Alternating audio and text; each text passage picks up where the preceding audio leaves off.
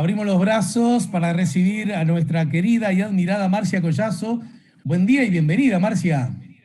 Buen día, ¿cómo estás, Ale? Buen día a toda la audiencia. Ya, estoy con ganas que, por supuesto, protagonices la columna, pero estoy con ganas que me cuentes para cuándo entonces, hasta cuándo deberíamos esperar el nuevo curso de historia corto. Habida cuenta que el miércoles pasado terminó el anterior, ¿no?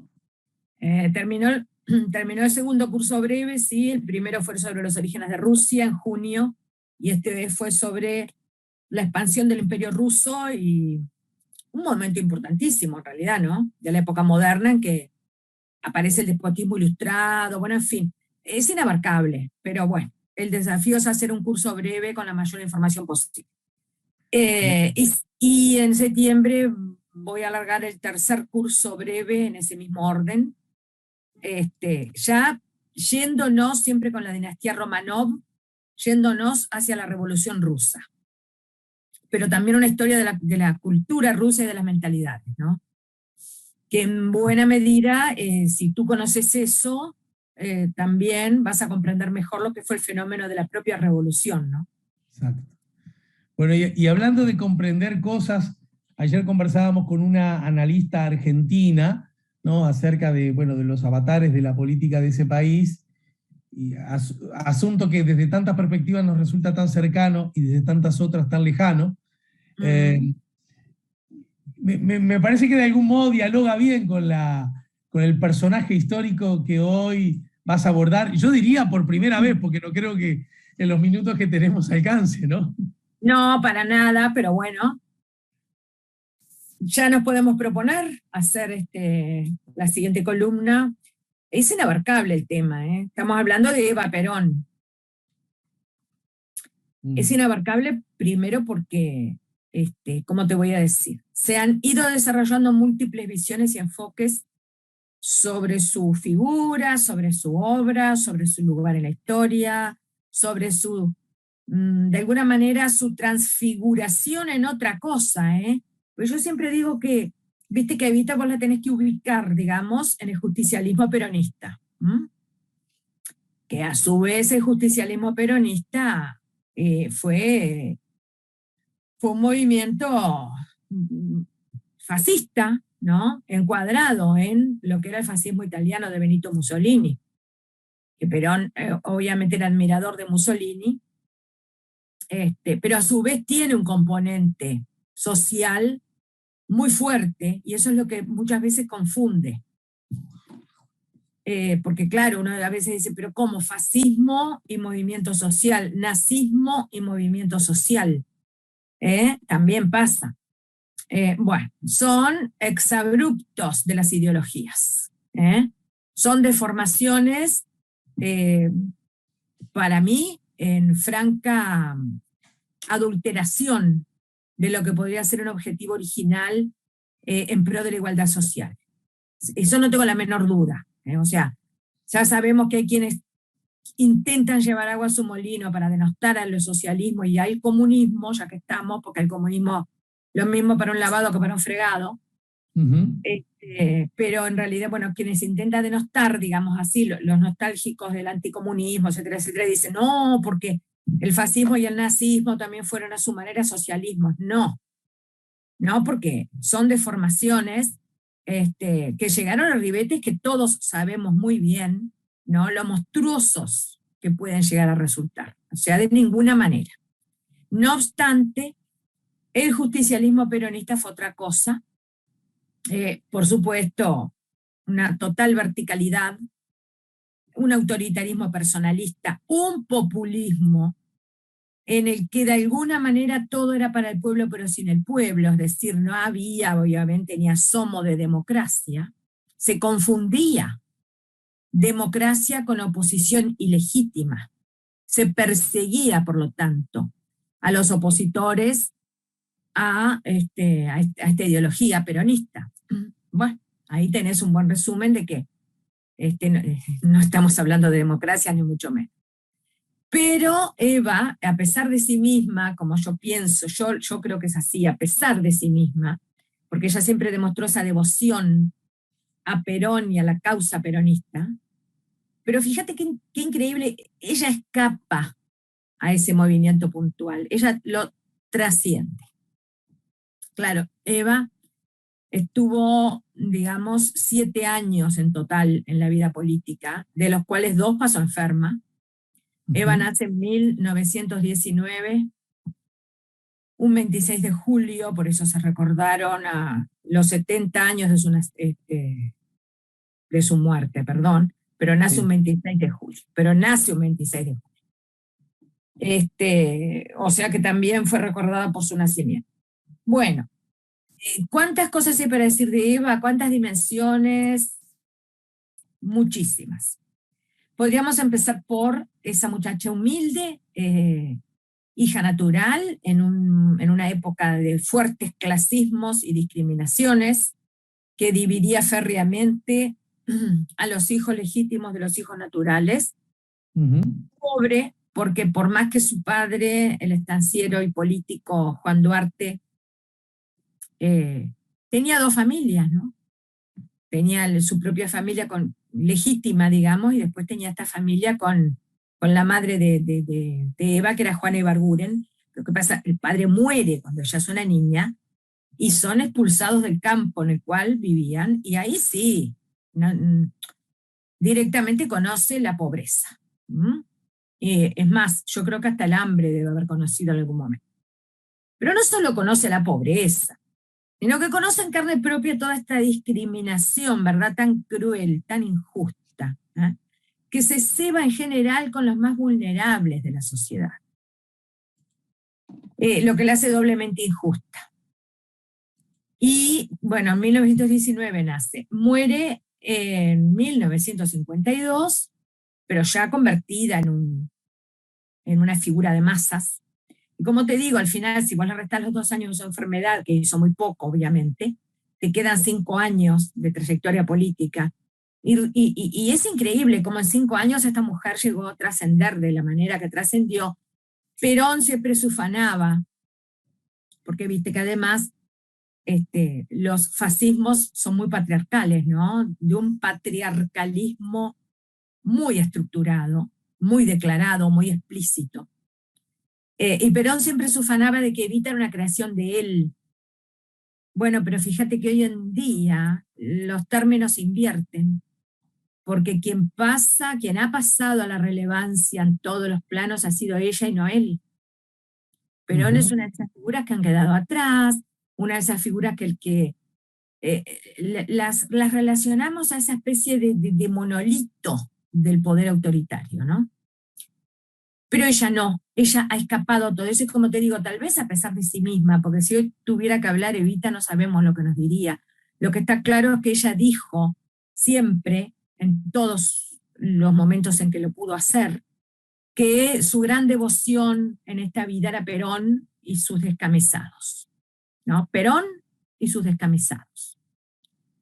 Pero cuando habla de los descamisados, precisamente, ella es muy clara también en cuanto a que, bueno, esto no es caridad, esto no son sociedades de beneficencia. Ella dice, donde hay una necesidad, hay un derecho. Así que nada más alejado que una especie de política de caridad. Podríamos decir que hay también un rencor atávico, un rencor de clase en Evita, hacia ese mundo al cual de alguna manera, tangencialmente, también pertenecía por el lado de su padre, pero en el que nunca fue admitida. Entonces, la Argentina de los años, bueno, del 45, ¿verdad? La Argentina de la posguerra, ¿qué características generales tenía? Por un lado, un país muy enriquecido justamente por el fenómeno de la guerra, que benefició a todos los países de América Latina. A Uruguay lo benefició muchísimo, ¿no? A Argentina mucho más. O sea, un país con riquezas, un país que tenía con qué hacer frente a otra situación que también tenía, que era la de una terrible desigualdad, que por desgracia, viste que Argentina nunca ha podido levantar la cabeza de ese problema. La desigualdad, que es enorme, que es profundísima, golpea una y otra vez a la Argentina. Y en ese momento estaba muy consolidada la desigualdad, no solamente una desigualdad, digamos, económica, en el acceso a lo que yo digo que son los bienes de la vida digna, no de la mera supervivencia. Pero además una desigualdad anclada en una ideología y en un discurso. Entonces, era inconcebible que una muchacha humilde como Evita, y además actriz, ¿viste? En aquella época ser actriz era casi como ser prostituta, así la llamaban por otra parte, una mujer de vida pública, en una palabra. No le podían perdonar que siendo como era y viniendo de donde venía, transgrediera esas rígidas normas, que muchas veces eran normas no declaradas, pero que estaban ahí con una fuerza inocultable. Destinada seguramente en la concepción de la oligarquía argentina, y sobre todo la oligarquía bonaerense, a ser una sirvienta.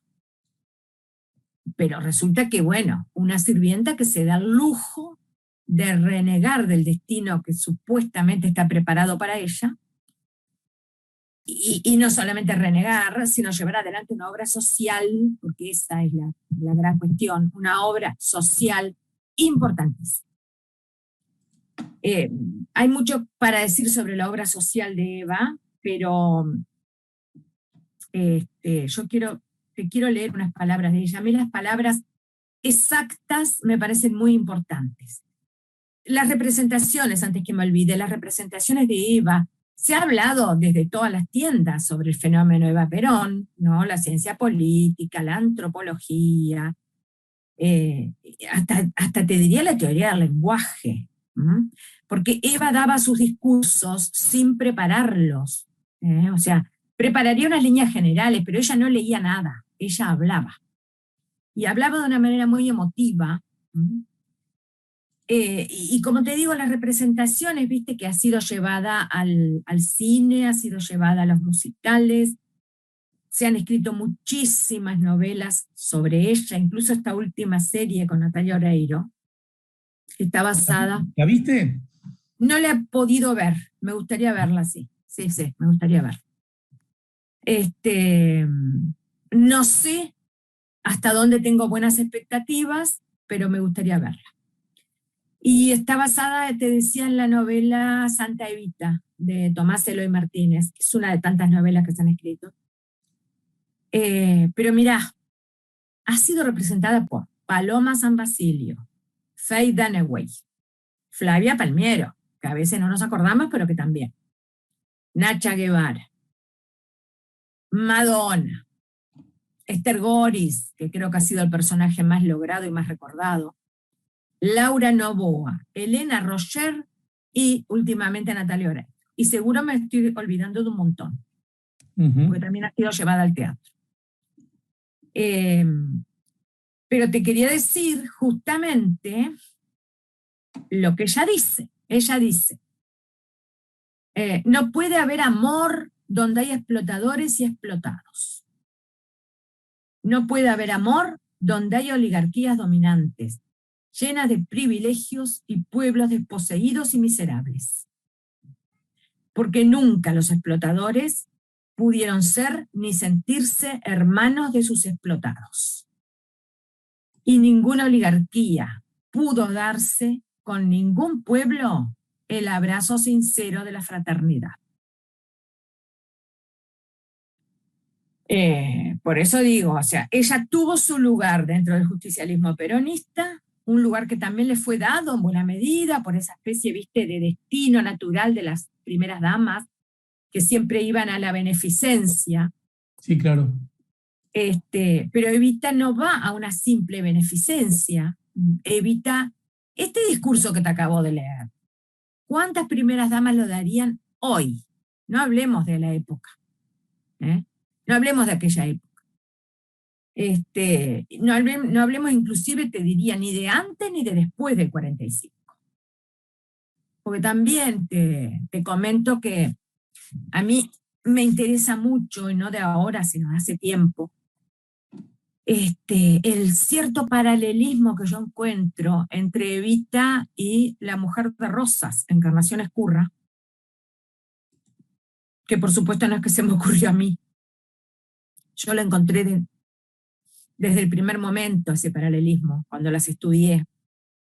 Pero después descubrí que también muchas otras personas han hecho investigaciones interesantísimas en cuanto a las semejanzas y a las diferencias entre ellas, pero eso lo podemos dejar para otra columna. Dale. Lo que sí quiero entonces recalcar es eso, ¿no? ¿Cuántas primeras damas darían este discurso? Porque como ha sido estudiado, como te decía antes, este mundo expresivo de Eva Perón a través del lenguaje, también te tengo que agregar, Ale, que las palabras, como todos sabemos, son muy poderosas. Tan poderosas son las palabras que hay términos que no vamos a utilizar jamás si tenemos determinadas ideologías. ¿Mm? Y claramente no vamos a hablar ni de explotadores ni de explotados. Punto. Ujú. Y si lo hacemos es porque también nuestros objetivos son otros, o también puede haber, por supuesto, un populismo interesado. En el caso de Eva, seguramente hubo una tendencia populista muy grande, pero ella creó, ¿verdad?, jubilaciones y pensiones, creó, bueno, obviamente el partido, eso también es otro tema, pero te digo que es inabarcable, Eva Perón. El partido femenino, el partido de la mujer, ¿no? Que además estaba estructurado bien tipo falanges fascistas, ¿viste? Llegó a tener 36.000 subdelegadas en todo el país, para que te hagas una idea. Y una verticalidad cerrada, porque tampoco nos engañemos, tampoco vamos a hacer loas por hacerlas, ¿no?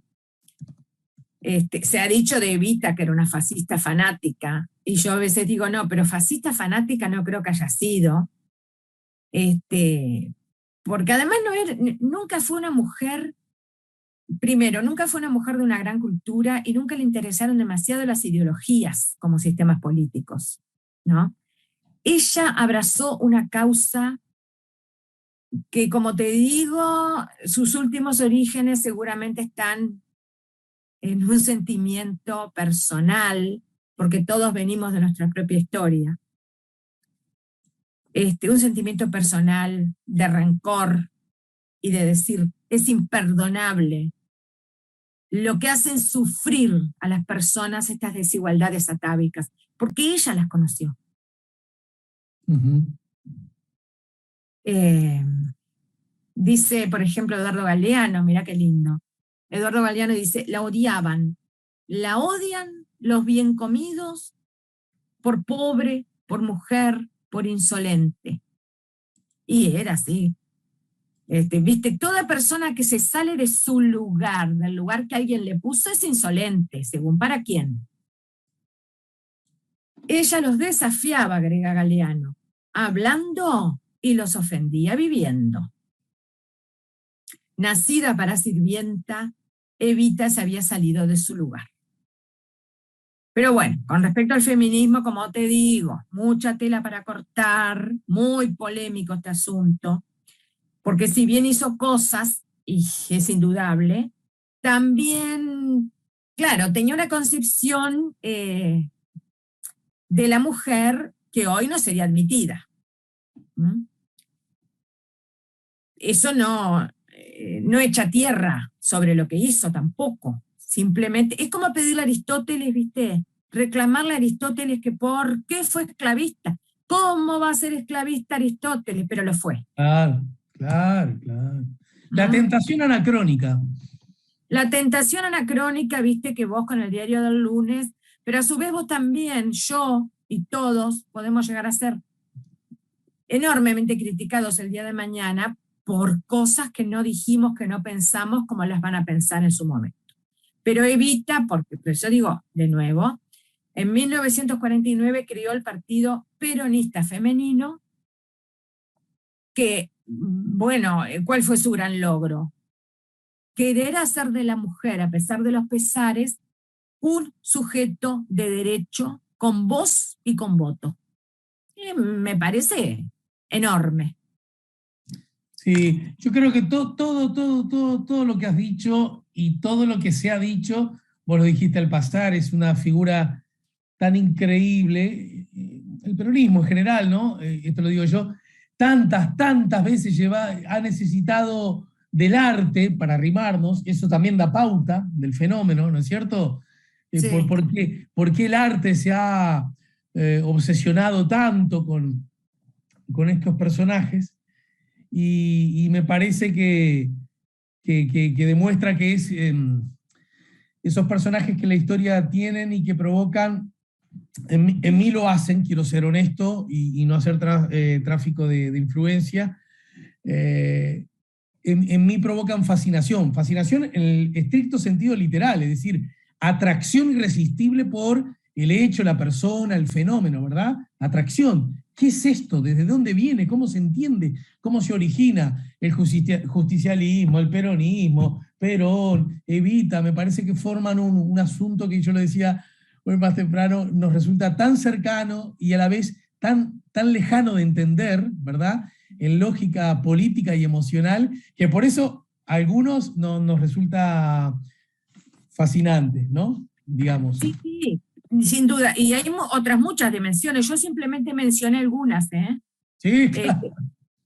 sí, te podría decir que está la dimensión de la santidad, que es el culto popular de los santos populares o santos profanos, Claro. que está muy extendido por toda América Latina, pero en especial por Argentina. Y ella forma parte de ese culto popular. Y a ver qué más, solo para puntear las dimensiones, ¿no? Ah, bueno, y el periplo de su cadáver. Bueno, date cuenta que Evita, bueno, en las manos de Perón otro tanto, le sigue pasando cosas, sigue, digámoslo literariamente, sigue protagonizando cosas después de su muerte, ¿no? El cuerpo protagoniza cosas después de su muerte. Es brutal, es brutal. Por eso digo que es inabarcable, pero bueno, está bueno irse asomando. Y después me parece que sobre esto, naturalmente, quienes tenemos una mirada, en mi caso, de alto desarrollo republicano, al punto tal que no me van las primeras damas, pero esto es una opinión como ciudadano, ¿eh? No, en las repúblicas nada que no sea elegido tiene por qué ocupar un lugar destacado ni importante. Siempre lo he dicho, mira, yo fui, no digo amigo, pero teníamos un flujo de cariño muy grande con María Auxiliadora, y sin embargo siempre he dicho, para mí las primeras damas desde la recuperación democrática más republicanas y por excelencia, en mi opinión, son Marta Canessa, que siguió con su trabajo académico de profesor y tenía que acompañar al marido cuando el protocolo lo existía, y Lucía Topolansky, que es un cuadro político, pero que ocupaba lugares por su condición de cuadro político propio, ¿verdad? Sí. Se entiende a lo que voy, es decir, después, por supuesto que han hecho trabajos que desde muchas perspectivas pueden ser importantes, necesarios, valorables. Acabo de citar que con María Auxiliadora una vez nos conocimos y nos hicimos amigotes desde siempre. Y sin embargo, a mí, que las primeras damas hagan tarea que le corresponde al Estado hacer, qué sé yo, a mí no me va. Pero esa es mi opinión, no quiero generar ninguna polémica. Por lo tanto, ese rol de primera dama, de hiper desarrollado, como en el caso de Evita, no, a mí tampoco me va. Digo desde la mirada republicana, digo también, porque yo no puedo comprar el paquete entero, ni descartar el paquete entero, que Evita molestó al poder porque ella y lo que ella representaba estaba destinada a tener una muy mala vida y nunca una vida desde el poder al servicio de los más frágiles. Y el poder no está preparado por eso, se le coló al poder, se le Se le coló. coló. Entonces, Se le coló, como sí. dice Galeano, por eso la despreció, por eso nunca la entendió, y ese es un asunto que me parece que la mirada histórica y mucho más, mirá, se lo digo a una novelista, nunca puede ser dejada de lado, ¿verdad? Ese acontecimiento perturbador que Evita provocaba en la élite y en el establishment, ¿no? Bueno, ahí tenés. Evidentemente esto no fue una democracia. como Argentina en general no ha sido una democracia, podemos decir que es una gran república enferma,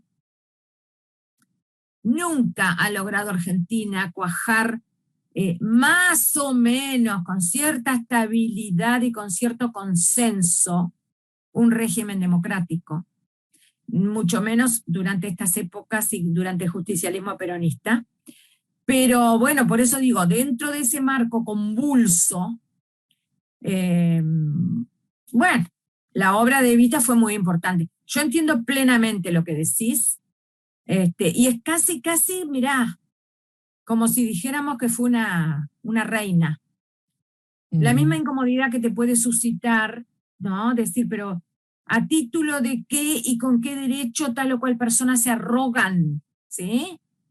El poder de decir yo soy el rey, yo soy el príncipe, yo soy la reina, yo soy la princesa, pero mira, en el caso de Evita ni siquiera como primera dama, ¿eh? No, trascendió con creces ese rol. Obviamente. Y además porque puso, repito, y más allá de la mirada, repito, republicana, que desde muchas perspectivas el peronismo en general nos hace ruido, bueno, convengamos que puso en un lugar de reconocimiento histórico a los que toda la vida tuvieron la desgracia de vivir, ¿no? Y los colocó en un lugar de dignidad humana incuestionable, y eso me parece que, desde mi perspectiva de sensibilidad hacia los otros, y en particular hacia los más débiles, si me morfo esa si me morfo esa bolilla del examen, lo pierdo. Sí. El movimiento de los descamisados, en ese sentido, todavía existe, todavía vive y lucha en algún lugar. Claro, lleno de unas confusiones horrorosas para nosotros, ¿no? Para mí en lo particular, como te decía recién, intentando un poco echar luz sobre algo que no puede estar más lejos de la democracia, ¿no? Como te digo, confundir oposición con democracia, democracia con oposición, ya es el colmo de los colmos. Mandar encarcelar a miles de personas porque no siguen a rajatabla la línea de justicialismo de un hombre llamado Juan Domingo Perón. Sí. Es el colmo del autoritarismo y del personalismo. Claro, pero lo que pasa es que lo que sobrevino fue el terror, ¿no? Es decir, el bombardeo a la plaza y la expulsión del presidente, que en todo caso era presidente porque los ciudadanos lo habían elegido. Los que sobrevivieron después ni siquiera el voto de la ciudadanía tuvieron. Y todavía tenemos otro capítulo más, que es todo el exilio de argentinos en Uruguay en aquella época. Sí. Fíjate que Perón levantó una verdadera cortina de hierro. Es decir, había gente que se le moría un familiar en Argentina y no podía ir a enterrarlo. Sí. Como también te digo, otra perlita. Pero recordemos que el golpe de Estado a Perón, la cruzada libertadora, como le llamaron, encontró bases en suelo uruguayo y en medios de comunicación uruguayos, ¿no? A eso iba. Y no es por democracia que lo corrieron, porque los que vinieron fueron los perfectos dictadores, ¿verdad? Así que... No, y Luis Alberto de Herrera saludó con un entusiasmo increíble la llegada al poder de Juan Domingo Perón. Es apasionante porque además nos toca, como dijera el relator, balas que pican cerca. Y bueno, son los hechos de la historia. Mirá, la historia, hay una historia que se escribe con mayúscula, que es la historia de los libros de historia, de las corrientes, y hay una historia con minúscula que es la más peligrosa, que es la que a veces nos corre por el costado sin que nos demos cuenta, pero que está ahí. En inglés, ¿no? Que ellos tienen la diferencia del story con S y history, ¿no? Con H. Parecido. Sí.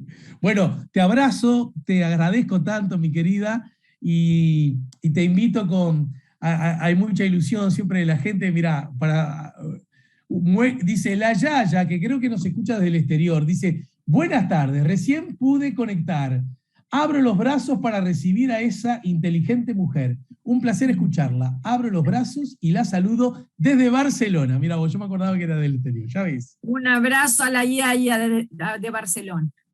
Te mando un beso cariñoso y hasta la semana entrante. Bueno, saludos a todos, Ale, y un abrazo para ti.